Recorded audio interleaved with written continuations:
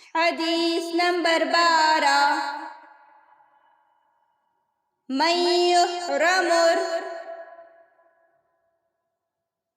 الرفق یحرم الخیر کلہ، جو شخص نرم عادت سے محروم رہا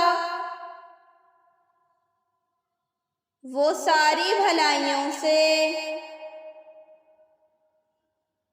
محروم رہا۔ حدیث نمبر 12 من یحرم الرفق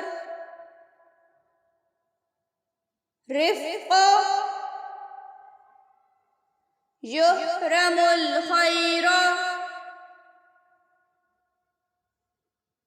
کلہ، جو شخص نرم عادت سے محروم رہا وہ ساری بھلائیوں سے محروم رہا۔ حدیث نمبر 12 من یحرم الرفق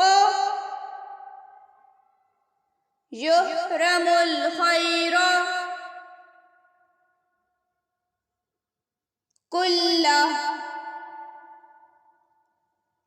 جو شخص نرم عادت سے محروم رہا وہ ساری بھلائیوں سے محروم رہا۔